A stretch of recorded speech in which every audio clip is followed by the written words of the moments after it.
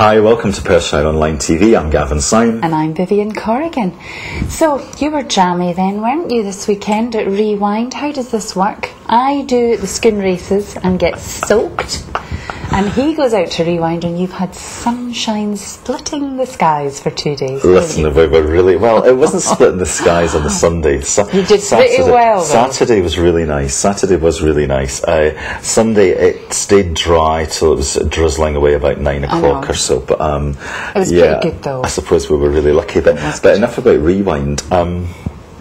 What's with the new hairstyle? Do you like it? Well, you said the show had to have an 80s theme, and this is how I used to wear my hair in the 80s. At primary. It's got that kind of cheerleader look about it. I was at primary school in the 80s. Anyway, moving swiftly on. Your nose is growing at this point, Vivian. Watch it doesn't hit the camera. So, tell us, who was there? And who did you interview? Well, do you know, it was really good. I thought the whole event was great. Now, you know, people can compare to maybe, was it as good a lineup as last year? Was it as their favourites in comparison to last year? And, you know, people always have their opinion about that. I wasn't there last year, so I can't make comment. And seriously, although it was nice to hear the performers, we didn't actually see that much because we were doing a lot of filming. We were there on an official press capacity. It was really great. It was absolutely fantastic. And you know, Perthshire, Perthshire Online TV has got exclusive interviews here with you know, leading names in the pop industry. Because, as you were saying there, Perthshire Online was there, but well, a lot of the other media companies weren't they? The BBC or realistically, there was the press photographers, and there were 3 media companies that Noble PR, who do the PR for David Hartfield at Rewind festivals. They were pushing the performers who wanted to do an interview. A number didn't do any interviews at all, but there were 3 media companies. It was local Radio Tay or Bauer Media. I think they were covering for a number of their channels, and there was the Sky Heritage channel, which I think is a 24/7 retro music channel, and ourselves. That was it. So the interviews that you're seeing here isn't film that we've picked up from anywhere else. It's Perthshire Online TV interviewing some of these people, and we were really very fortunate to do so. I think it was so great. Who is on the show? That's what we all want to know. Well, we're starting off with the gents, and it's Midge Ure and Les McEwen.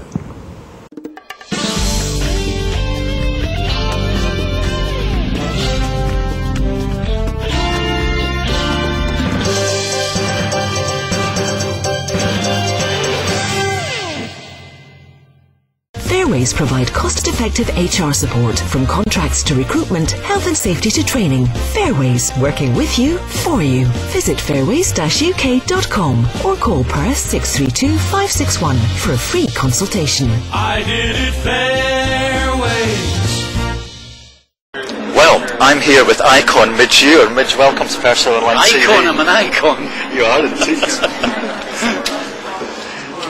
Good, thank you.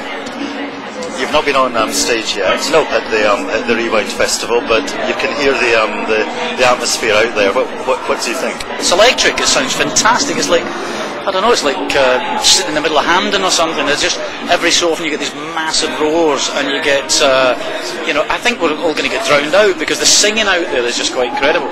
People know why they're here. They're here for a 3-day party, and it's kicked off big time, so it's great. And the weather's been fabulous as well, which is unheard of this year. To be honest, Perthshire has been pretty rainy for the past few weeks, so we're very lucky. I'm sure. So tell us about Midge at this point in time. What does life include these days? Because it's still a busy time for you. It's a very busy time right now. We've been working for the last 2 years. We've been working on a new Ultravox album, the first one in 26, 27 years. And that came out last month, so we've been promoting that.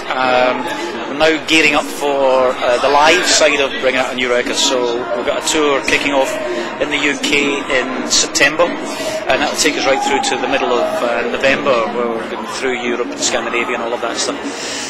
So that's a busy time right now, because it's one thing writing and recording a new record, it's another thing learning how to play it live, because it's 2 separate things. You can be creative in little increments, little bits in the studio, But when it comes to doing it live, you have to kind of relearn the whole thing from scratch. It's a bit like building blocks. So we're in the process of doing that now. What's been interesting is we've been chatting to a number of the performers and the stars here today. They've actually all really focused on the touring side and thoroughly enjoying it as well. Well, it seems that since the decline of record sales because of internet shareware stuff, people swapping files, which has been going on now for quite a long time, the industry, the music industry, has taken a real hammering on that. People still want to consume new music. They still want to hear it. They want to have it. But people, an entire generation of people who've never paid for it, and that takes its toll. It means that record companies can't invest in new artists, which is rather unfortunate. So, if you're lucky enough to have a reputation for being a live artist, you can carry on doing that, which helps you generate income to make new music, which gives you a tool to go back out and tour again. So touring is incredibly important, but for me, it's not something new. I mean, I've been touring, working live since I was 14, and that's a long time ago, I can tell you.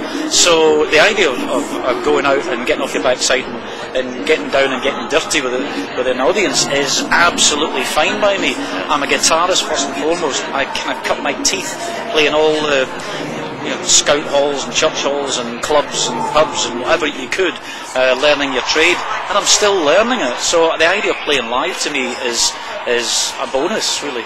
And I suppose it's one of these things when you enjoy that, there's a real passion in doing that, which you'll probably never really get in a studio, even though there's a great end result in a studio, which is this tangible album. But so there's a wonderful thing about the music industry, and I'm sure it's maybe true for a lot of people these days, that you might get older, but you don't really grow up much. In the music industry, you're allowed to still stand on stage, you put on your guitar, and carang away, and make a lot of racket, because it's something that's accepted now. Whereas maybe 20, 30 years ago, you would have felt quite embarrassed about being in your mid to late 50s and still on stage doing your thing. But in every other genre of music,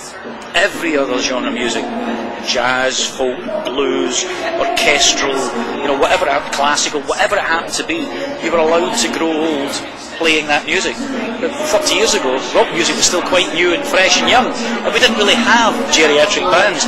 Now we have. Now we've got, the Rolling Stones and the Who and Paul McCartney and, all these guys out there still doing it, and it's now acceptable to do it because you don't get worse at it. Hopefully you get better at doing it. It's like any craft. The more you practice, the better you are. Exactly. And the only way to practice this stuff is to go out in front of an audience and do it. And get the reaction from them as well. Absolutely. And talking about reaction, how do you always find the Scottish audiences? Oh, easy. I mean, they're fantastic. I was saying to the guys earlier that when we did Live 8 here in Murrayfield, it rained.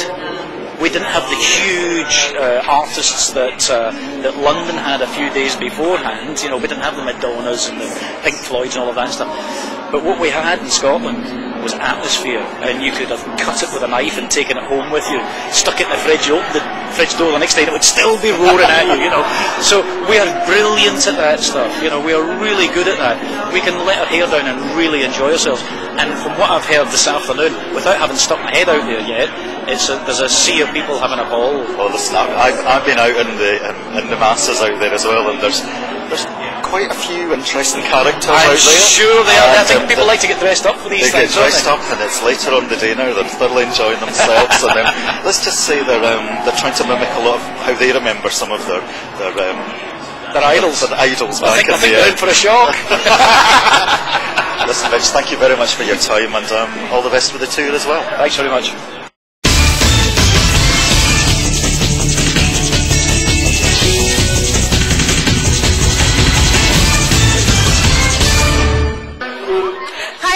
And we're here at Rewind at Scone Palace, and I am joined today with Les McEwen from the Bayside Rollers. Hi, Les. Hi. Okay, so the crowd was amazing out there, wasn't it? Yeah, weren't they great? What a brilliant audience. Scottish audiences are always great, always up for it, always come. The whole audience is here right now, isn't it? Nobody's late. No. And how does it feel to have an audience like that? It is brilliant, absolutely brilliant, having all those people singing along with the songs that are 40 years old. Oh yeah, they certainly did. I mean, I had a peek over the fence there and everyone was rocking. It was totally amazing. And would you have thought that back in the 80s that this would still be going on, these sort of festivals? No, I didn't actually think they would be going on. I thought, I've no idea what I was thinking when I was a young kid, but yeah, you don't think that much. You know, when I was starting the rollers, I used to think 25-year-old people were close to death. So I mean, it's certainly amazing. I mean, there's such a big audience out there as well, and they're all cheering your name. I mean, it must have been amazing. It is absolutely great. It's a great Scottish audience. It's brilliant. The Basic Rollers have got a part in the Scottish collective memory, you know, and they tell tales about us to their children and their grandchildren, about the band that ruled the world in the 1970s. My mum was one of your biggest fans out there, and she'll certainly be watching this. And how do you feel that Rewind is then? Do you enjoy it? Or? I definitely enjoy Rewind. It's been a pleasure working with the staff. Everybody's very professional. The food has been great. Getting here was a little bit troublesome, but apart from that it was cool. And obviously you're going on to do a tour, aren't you? Yeah, we're doing a tour. It's called the Basic Roller Story. 46 days starting in September the 7th. We'll be coming up to some places like Fife and Dumfries and stuff like that, in local theatres. It's a 2.5-hour long show to tell a story, video and through narration of the Basic Rollers and play all the hits. And I've seen that you were in Canada last year, just at the tail end of last year as well. How did you enjoy that? Fantastic. And I love going back to Canada as much as I can. And this next year coming, we're doing Las Vegas as well, which will be good. Yeah, brilliant. Well, thank you very much for speaking to us on Personal Interview. Thank you. Hi, my name's Mona Ramsey. I'm from Perth and I'm here for Rewind Weekend. Woo!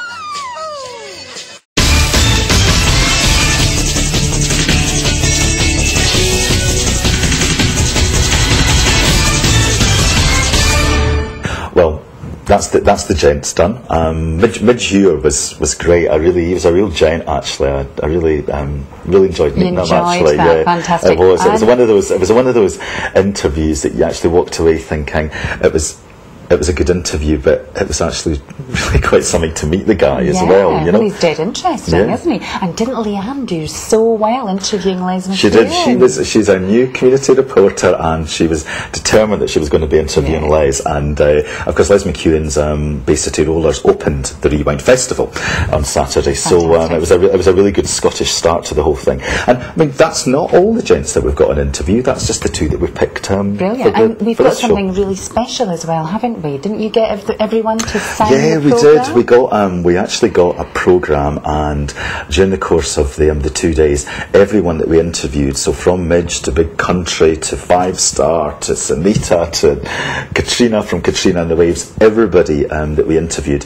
signed their page on the programme. So during the course of this week, we're actually going to be choosing a local charity that we're actually going to auction the programme off for in due course. So, fantastic. Now we're going to have a little break from Rewind, and we're going to do something a bit more sporty. We've been promising this for the last couple of weeks. But Stephen Clark, he's been doing some abs at home, would you believe? So you don't always have to go to the gym.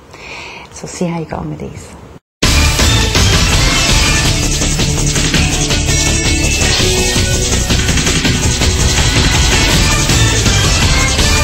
One of the most common questions that I'm asked is how to achieve a six-pack.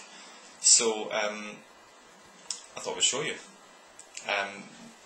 The main complaint is people don't have enough time to go to the gym. So we're here at home to show you a few exercises and how to achieve a six-pack. And we're not talking about this stuff. Although you can enjoy a few and still get that six-pack. But just don't overindulge in it, because it does give you that beer belly, and that needs to be avoided at all costs. So, I'll show you a few exercises. So, for a six-pack, I think you need about 6 exercises. Although everyone is different, these 6 exercises should start to develop your six-pack. However, you need to remember that good nutrition and regular exercise, cardiovascular exercise, will be paramount to your results. Without good clean eating and regular cardio, you will always have a layer of fat over the six-pack, and it will never come through. So make that a priority. But I'll show you the first exercise. What we need to do is activate the right muscles to start with. So what we need to do is go into a full push-up position. Now this will just create a little bit of body tension, okay, around the midsection. To make it easier, you can just go onto your knees. Okay, so if you're a beginner and not done this type of thing before, start on your knees. Okay, what I want you to do is pull your stomach in as far as possible and just hold. Try to breathe normally. From there, you're going to tighten up the abs. That should push your lower back up a little bit. And all we can do from there is start to bring one knee forward, very, very slowly, and back in again. And then we change sides, all the way in and back down. Now every time you bring the leg up, you're trying to squeeze in the abs a little bit more to activate it. And again, if you're used to a lot of exercise, go into the full push-up position, do exactly the same. Just one leg at a time, all the way up, all the way down. And you're trying to squeeze the abs as much as you can every time. And all that's going to do is start to work the right muscles and engage it, ready for the other exercises to come. Now you want to spend about 1 to 2 minutes doing that, and then you can move on to the second exercise. Okay, so exercise 2 is called the reverse crunch. Now this focuses on the lower abs. Again, it's an area that not a lot of people train, but I think it's very, very important. Okay, so here's how we do it. So lie down on your back. Legs are bent at 90 degrees. Okay, and that angle at the legs, at the knees, stays constant. Okay, that one never changes. You lie down. Use your hands for support. Okay, there's no harm in pressing down with the hands for this one. You lower the legs down very, very gently, keeping the abs as tight as you can. As you come back up, hips come off the floor, and you try to crunch the abs in as much as you can. And we repeat that. Now you want to be aiming for 10 of these. Okay, it's very, very slow and controlled, keeping the abs tight and crunching in as much as you can. Okay, so if we do 10 repetitions, as you get used to it, you can actually increase that to 15 and to even 20. Start with 10, see how you feel, work hard. Okay, so the third exercise is a straight leg hip raise. Now this is very similar to number 2 in the way that it works the lower abs, but just a little bit more intense and isolates the lower abs a little bit more. Okay, so here's how we do this one. Again, we're lying on your back. This time the legs are straight. Okay. If you have tight hamstrings, you might find it difficult to get into this position, so having a slight bend at your leg is okay, but the straighter the better, okay, you need to maintain that position. Hands by your side again, you need to use your hands for support initially, and all you're going to do is try to lift your legs straight up in the air, okay, so up, the hips come off the floor, okay, and it's very, very intense. As you can tell by my voice, when I go up, my breathing is restricted. And you have to really tense up and lift the hips off the floor again. I'm using my hands for support. What you can do, if you get used to the position, you become a little bit fitter, you can actually keep your hands up and try to do it without the aid of your hands, which makes it a little bit more difficult and throws you off balance slightly, but very, very good for tightening up the stomach there. Exercise number 4 is the side plank with a hip raise. We've already focused on the lower abs, so now it's time to activate the obliques, which is the muscles around your side of the abs. Okay, this is going to just make sure you're toned all the way around and not just at the front. Exercise side plank, in case you don't know, is from here. You can have a split stance with your legs, or you can have one on top of the other. Okay, I tend to prefer a split stance because it gives me a little bit more control. And I can focus on what I'm doing with my waist. Okay, so all we do is lift yourself up from your toes all the way to your elbow. You have to create body tension all the way through, from the elbow down to your toes. And don't be surprised if your shoulder starts to feel a little bit tired or your legs get a little bit wobbly. You know, this is to be expected, but hopefully you'll feel it more around your waist. From the position, you just gently lower the hips until they touch the floor very lightly, and then we push back up as high as you can. And as you push back up, we're trying to activate the abs, and you'll feel it. You'll feel the muscles having to work to push the hips up. We'll do that about 10 to 15 times depending on your fitness level. You can do more if you want. Okay, and again, every time you push up, you're just trying to activate the right muscles and trying to lift your hips as high as you can. And of course, we do the other side too. Okay, otherwise you'd walk out a little bit squint.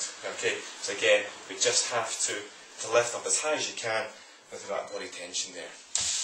Okay, so we've got all the right muscles active. We've worked your obliques, we've worked your lower abs, everything's starting to kick in. So now comes exercise 5. This is when it gets a little bit more intense and we make the abs burn. Okay, this can be quite good fun, but you have to work hard at it and don't give in the first time it starts to get a little bit hard. No, try and push yourself past that pain barrier. Okay, so what we're going to do is you're going to lie on your back. This is going to be alternate toe touches. Okay, legs are down flat. And all you're going to do is lift one leg up. You're going to reach up with the opposite hand and try and touch the outside of your foot. Back down again and vice versa. All the way up and touch. But we get a little bit faster with this. Again, there's no set repetitions with this. All I want you to do is keep going until the abs burn. Okay, and it will get a little bit sore. You're going to try and push yourself past that normal pain barrier. That one you usually stop at, thinking, oh, this is really sore. Okay, you go past that a little bit further. Push yourself beyond what you're capable of. Okay, and if you want to make it a little bit harder, don't touch the floor with your feet. Just keep that movement going, a little bit more intense, and it really does start to burn. Okay, now by creating that twist over, you're working your lower abs, your upper abs, your obliques. Okay, and it does become quite intense. Work hard at it, and you'll notice the difference soon. Our last exercise, exercise 6, is the abdominal twist. All we're going to do from here, in the seated position, is lift the legs up, lean back slightly, engage the abs, make sure the shoulders are forward, and all we're going to do is put your hands together, slowly twist round to the side, and touch the floor. Now as you twist round, your legs are going to go in the opposite direction slightly, that's okay. And all we're going to do is start to develop this twisting movement from the abs. Okay, and believe it or not, the abs work more functionally the way they're meant in a twisting movement. So you should always put a little bit of emphasis on this sort of exercise. Now what you'll be aiming for is anywhere between 20 and 50, depending on your fitness level of this. And again, as you go faster, you can actually start to work the abs a little bit more. Okay, it creates more of a twist. To make it harder, you can increase the weight that you're twisting with just by holding something. Now you can use anything if you don't have any exercise equipment, but if you are going to get some sort of equipment, I would recommend one of these. It's a kettlebell. All it is it's like a cannonball with a handle. Okay, very, very simple, but very versatile, and you can get them in any major supermarket for a couple of £. Okay, and all you're going to do is hold onto there, and twist from side to side with the added weight. Okay, and again, something that you can increase the pace with to start working the abs that a little bit more. Okay, and again, anywhere between 20 and 50 will start to work the abs and get your heart rate going a little bit. Okay, so that's our 6 exercises for your 6-pack. Let me know how you get on. Thanks.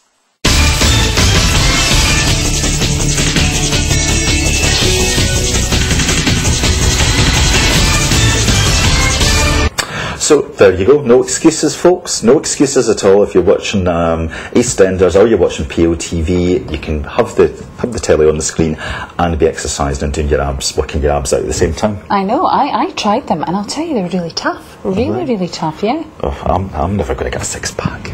Maybe out the fridge you will. Anyway. That's you just getting your own back now, aren't you? After the hair. For the primary haircut. So, who else have we got coming up now? We're now moving on to the ladies, and we've chosen for the first interviews 2 very well-known names. Now, as you may gather when we go through some of the interviews, we actually had 2 co-locations that we were interviewing in. We were there in the VIP press area, which is right at the side of the stage. So on some of the interviews, you'll notice that it can get a wee bit noisy because, you know, some of the acts were actually on while we were interviewing some of the other people. Yeah. Then on both days, they then took us round at 6 o'clock at night. They took us round the back of the stage where there was the dressing room porta cabins, and there was a green room there. So we did quite a lot of the interviews there, which I think everybody thought was actually a lot easier. It was less noisy and things as well. And we were actually able to catch people coming out of the dressing rooms either as they were coming off stage, or in some cases they were just about to go on stage.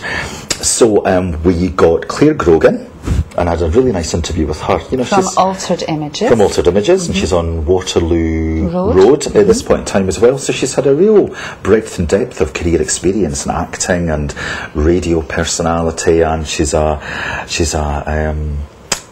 winning author as well, and she's number 2 in Waterson's kids book list. Brilliant. Yeah. And also, you got to interview someone that you have just been dying to interview, haven't you? Well, as I said, there was in fact, if you hadn't interviewed her, we'd never have heard the end of it. Well, as I said, there were two locations for the interview, apart from one of the stars, one of the performers, and she was just about to go on stage, and both ourselves and Sky had to do the interview in her changing room. So it was a little bit tight for space because there was quite a few people there, and so it does get a bit bustly at one point, and she was insisting that she was wanting to show us this new pair of shoes. So we start off with the lovely Sunita. Hi, my name's Ava Mullen and we're at Rebound 2012, and I just want to say what a fantastic day, and the highlight has definitely been Right Said Fred. Great! You should come, guys! Well, listen, everybody knows I've been Facebooking about it for about the past week, because one of the people that I really wanted to interview at the Rewind Festival was Sunita. Sunita, welcome to Perthshire Online. Thank you so much. I'm very excited. How have you enjoyed the event so far? Do you know what? I'm loving it, and I feel like a rock star. Because they didn't used to have things like this back in the 80s, did they? Yeah, no. Who would have thought 20 years ago that we'd be doing something like this with 80s music? Rewind Festival. I mean, it's so cool. I'm finally cred. In my eyes, you always have been, completely. Listen, you've been doing lots of things apart from your mainstream pop career, and one of the key things in the past few years has been mentioning on the X Factor. That's right. How have you enjoyed that? Because I think that's been its fun and its challenges as well. Yeah, it's so much fun, but it's also great to see how they all develop and what they do after the show. I mean, obviously One Direction are killing it. Mel is out there. What's her name? The little girl who's just got a track out. No. Yeah, Cheryl Lloyd. Yeah. Not Lisa B. Who's the little black girl? Misha B. Yes, she's just got something out. Yeah. I think, isn't it, about the past week or something, which is getting really good credit. Fantastic. Yes, so it's great. So, are you going to be on again this year? I'm not sure yet. I'm not telling. I really wanted you to have the Palm Leaf outfit on. You wanted me to wear the Palm Leaf today? Yeah. I know. The thing is, I just think that for that I think it's a bit blustery. Also, the leaves are very small here. You have lots of trees, but they're very little. My haircut needs to be covered. I can't say any more at that point. Sunita, it's been a pleasure. It's been a real pleasure for me. Thank you so much. Thank you so much. Let's have fun.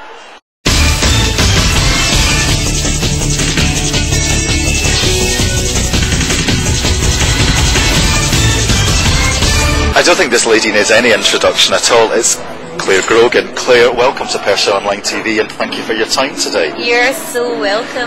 Well, you probably need to get your breath back a little bit, because you've actually just finished on stage. I have. Now, I know you were at Rewind last year, 2012 at Scone Palace, but you were there performing this year with Altered Images. How was it? It was honestly fantastic, and when I went on stage, I said, "Guys, it's emotional," and it really is for me. It's overwhelming being, 32 years into the business, getting the chance to do it still does completely overwhelm me, and to get that kind of response is so touching. I mean, I never ever, as a schoolgirl in my bedroom singing with my hairbrush, looking into the mirror, ever thought I'd get the chance to keep doing it, and I have, and I'm genuinely grateful for the opportunity still. But I am the world's most embarrassing mum, let's face it. Not at all, not at all. It was quite a few years that you didn't perform with Altered Images. Yeah. I think it was about 18 or something. How does it feel to be back with the band? I mean, the thing is, obviously, it's not the original lineup, which is really important to say, as much as they're all still, people that will remain in my heart forever. But people's lives move on, and we really were kids when we started. So, because sorry to interrupt, I read in a bio that I think you were out performing when you were studying for your Highers or your A levels or something. Completely. It was out there on with it at an early age, wasn't it? Very much so, and truly, nobody suspected it of me because it wasn't like I was. I wasn't the obvious candidate for it, shall we say, at school. I mean, people when I was, the girls that I was at school with, and some of them are still my friends, were going, we didn't even know you were doing that, because I was almost a bit embarrassed about the whole thing. It was just very personal, I loved doing it, and then suddenly, before I knew it, I was on Top of the Pops. No bad thing at all. I mean, really, I couldn't have planned it better. So, in between times, you've been acting, you've been on radio. I also read that you were number 2 in the Waterstones Kids book chart, and things like that. So when you look at all that together, is music still the core passion, do you think, and performing, or did these other things kind of come in, and have they got quite a strong part of Claire Grogan these days professionally? I think that, when I was very young, I realised that to keep going and to keep moving, and it was being allowed the opportunity to do different things, and sometimes I think it might have watered down a little bit of what I've done, but for me it's kept me working. And I think that there's been points in my life where I couldn't have chosen which one to really concentrate on, and as I say, I might have suffered as a result of that, because I just really like the opportunity to do it all. And that's the honest truth, because I really can't go over the fact that I do get the opportunity to do it all. So, I always say to people, I try not to take myself too seriously, but I do take my job seriously, because I just want to do the best I can, and that's who I am. That's the way I was brought up. And there's nothing wrong with that at all. There's also something else I think that you're very proud of as well, that you're patron of, is it BAF, the British Association of Adoption and Fostering? Yes. So tell me a little bit, if you don't mind, tell me a little bit of a background to that, because it seems that you are really, really very proud of that. I am. I'm completely and absolutely committed to the cause. I think it's been quite well documented in the past that I had a little bit of a struggle with becoming a parent, and then my husband and I adopted our daughter, and from the minute we got our daughter, who changed everything, and she really did, she was completely life-changing. The British Association of Adoption and Fostering contacted me and they said, we so need someone to talk positively about British adoption, and it's quite hard to get anyone to do it, and I'm genuinely quite a personal person. I mean, and private, I find it quite difficult, I think to a certain extent that I've managed to sustain a career without people knowing the dirty bits, shall we say, or the nitty-gritty of it, because it's, some stuff is just private, but I was just so overwhelmed, and just, you become a bit evangelistic about becoming a mum. You just do, no matter what your journey is and how you do it and how you achieve it, you just feel evangelistic. So I eventually, for 2 years they were asking me to do it, and I kept on saying no, I can't, it's just not for me. My daughter comes first and I don't want her to and then I just thought, Claire, you've got to spread the word. Yeah, good. I'm a terrible rambler, sorry, No, I'll just shut up. You're not at all, this is great. So tell me on the music front, plans moving forward, anything in the pipeline? I do about 6 of these big shows a year, and I love it, and it's always nice to think that I can keep that going. But I'm busy being a mum. I'm busy, just been doing guest starring in Waterloo Road, which has moved to Scotland, right. And there's just always something else on the go. It's always a busy Claire Grogan. Yeah, which is fantastic. I just can't believe that it is still going the way it is, and I'm so genuinely grateful. Well, I was in the VIP area just before we came through here, and certainly the crowd here at Scone Palace today absolutely loved you, and I did as well, so thank you so much for your time. You're so welcome, I loved it. Thanks. Gordon, this is Elaine from Dunfermline. We were here yesterday for Rewind, the 80s Festival in Perth, and we really enjoyed Jimmy Somerville. Today, we're looking forward to Adam Ant. Who are you looking forward to?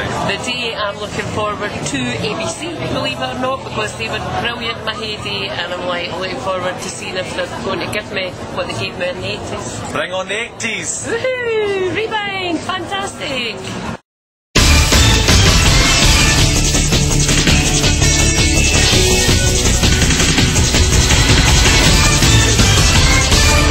So you really enjoyed those 2 interviews, didn't you? I did. I really enjoyed them. And, Claire Grogan, you could have chatted to for hours on end. She's great. She just blathers away. And her own words, at one point she said, I know I ramble on. She said, just tell me to keep quiet. Sounds like you. So anyway, you also caught up with some local talent, didn't you? We did, yes. We bumped into Eddie and Stuart, who are reforming a local group called the Rude Boys. Yeah. Right, I'm delighted that we've got some Perth stars here, Eddie and Stuart, who, as you'll remember, were key in the Fiction Factory. Guys, welcome to Rewind. Thank you. So it's Sunday. How are you enjoying yourself? Were you here yesterday as well? No, we didn't make it yesterday at all, but it's great to be here today. Adam Ant's playing in the background now.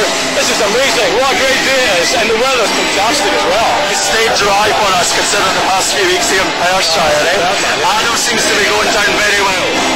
Well, he's saving all his best songs to the last. The crowd are jumping at the moment. What a day. So Stuart, you've been enjoying yourself? Oh, very much. I saw Jimmy Somerville yesterday. He was unbelievable. Definitely the best that I've been off the Rewind so far. So guys, it was Fiction Factory, 20 odd years ago? And some plans moving forward, because I know that music's still in your blood, isn't it? It still is. I mean, I'd like to do more with the band if we can. We're actually going to be reforming an older band called the Rude Boys, if people remember that, the RBs. And we're actually still trying to form the band. We're still looking for a sax player and a trumpet player. So for anybody looking who wants to form, to join us, please get in touch. And how did they get in touch with you guys? Can they get you on Facebook or something? So there's the Rude Boys Facebook page as well. You can go to that, get in touch with us, no problem. That'd be great. So you're quite excited about all of that, is it? Very much so, yeah. Very excited. I mean, listen to some of the old songs, the old tracks that we did from 1979, 80. I think they still hold up. It's very danceable music. It's some great songs written by some of the guys. Well, it was interesting in some of the interviews that we were doing yesterday that a lot of the guys said, let's not call it heritage type stuff as if it's something we're celebrating from the past. It's here and it's happening, and when you see the crowds here at Scone Palace, it's certainly not anything that you've got to feel bad about celebrating about at all. No, I think a lot of people get embarrassed by, we're doing this old stuff again, and but the crowds still come, they still come back for more and more. It's fantastic. Yeah. Well, listen, guys, we'll buzz off at this point in time because Adam Ant looks like he's just about to finish, and I think we've still got about half the programme to go for the day. So enjoy yourselves, and it looks like the sun's coming back out again as well. It's beautiful. Thank you very much, Steve. Thank you, guys. Thank you. Hi, I'm Steve Gilfoy. I'm from Oxford.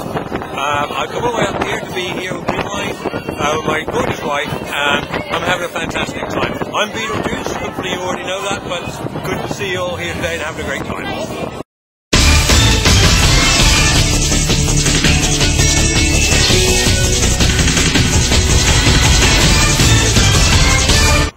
Well, that's the show for this week. Please keep in touch with us. We always want to hear from you with any of your news stories or events that are happening. They feel they're important in the Perthshire community. Remember, you can catch us on email at info@perthshireonline.co.uk. You can catch us on our Facebook page, Perthshire Online, or our Twitter account at Perthshire On. And we've got lots more interviews as well, actually. And there's still Chesney Hawkes and Big Country, etc. So what we're actually decided to do, by popular demand, is actually put each of the interviews up on our YouTube channel independently as well. So you can go in and actually just watch one of the interviews on its own without the show all around it. Very good. So, tell me, young man, what are we going to end on? You've just given it all away. I know. You've given it all away. See you next week.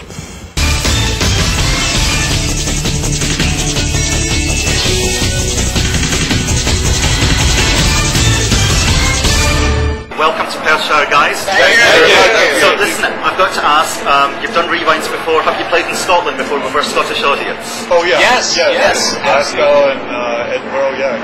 So, and the rewinds before, I understand that the last one you did, I stayed some years in South Africa. You were in Durban recently. Is that great.